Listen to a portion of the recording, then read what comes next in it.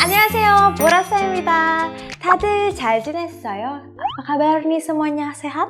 Hari ini aku bakal membahas tentang fenomena yang terjadi di Korea, yaitu kenapa orang Korea nggak mau punya anak, atau kenapa tingkat pernikahan di Korea tuh rendah banget. Apakah ada alasan tertentu nih? Jadi langsung kita bahas dari sekarang aja ya. Let's go! Berita pertama nih, Korea Selatan mencatat rekor angka kelahiran terendah tahun 2020 sehingga memicu kekhawatiran terkait kondisi yang disebut dengan jurang demografi. Jadi jurang demografi itu dimana nanti nih 20-30 tahun ke depan orang-orang penggerak perekonomian ini nggak ada karena kurang, nggak ada yang lahir gitu. Jumlah bayi yang baru lahir tercatat 272.400 pada tahun 2020. Ini turun 10%. Angka itu turun 300.000 sejak data dihimpun pada tahun 1970. Nih kelihatan nih guys, grafiknya angkanya pelan-pelan menurun. Nah dari data kan kelihatan bahwa tahun 90 sampai tahun 2019 ini semakin turun terus. Nah, hal ini terjadi karena sangkut paut pemerintah. Jadi pemerintah itu mengeluarkan kebijakan tentang penggunaan alat kontrasepsi seperti kondom dan lain-lain, dan juga menormalisasi untuk membangun keluarga dengan anggota yang sedikit. Pada tahun 2001 turun pelan-pelan menjadi 400.000 dan selanjutnya terjadi krisis pada tahun 97.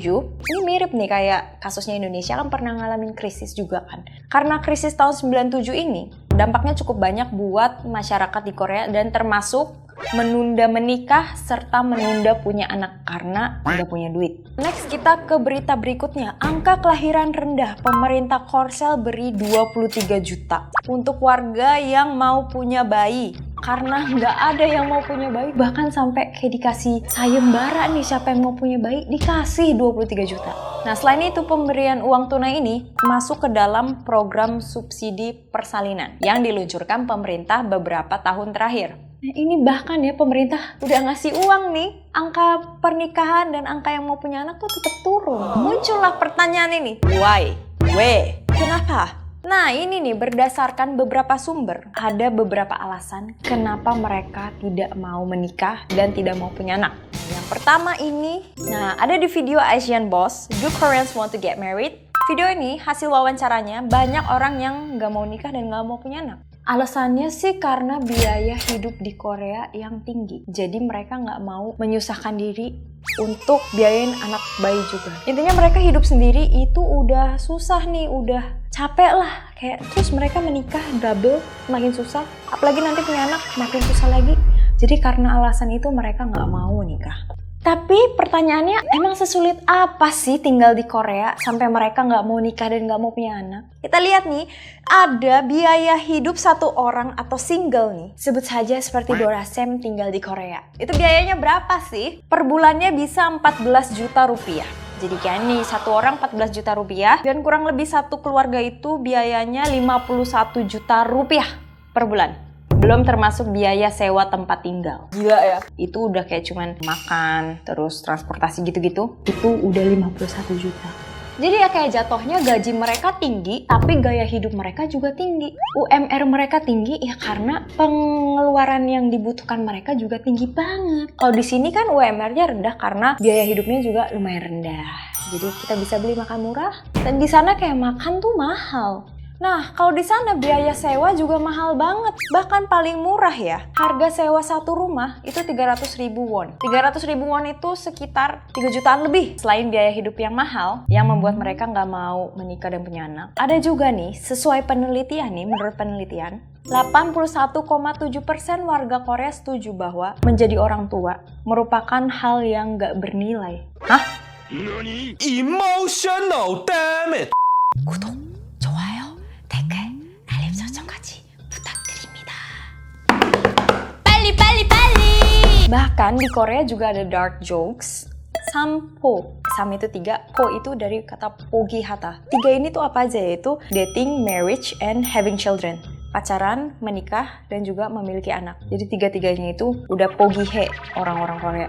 Nah selain itu ada juga beberapa alasan sesuai dengan gender. Nah kalau cowok nih 51%-nya memiliki alasan kesulitan dalam hal finansial dan tempat tinggal yang tadi aku jelasin karena mahal. Dan kalau perempuan ini sekitar 25% bilang kalau dia bahagia sendiri. Jadi aku nggak butuh cowok, aku bisa hidup sendiri, aku bisa bahagia sendiri. Bye, laki-laki gitu. Dan sekitar 24% merasa ragu untuk menikah karena budaya patriarki atau ketimpangan gender di Korea itu masih tinggi. Dan selanjutnya menurut survei yang dilakukan oleh sebuah institut, perempuan Korea di awal tahun 20 dan 30-an itu menyatakan bahwa prioritas utama mereka itu adalah sekarang itu pekerjaan dan membuat dirinya bahagia. Jadi bukan keluarga atau bukan punya anak. Jadi fokus kerja, fokus membahagiakan dirinya sendiri. Dan ini juga sama nih kayak laki-laki di Korea. Jadi pokoknya mereka sekarang fokus untuk bikin mereka bahagia lah intinya.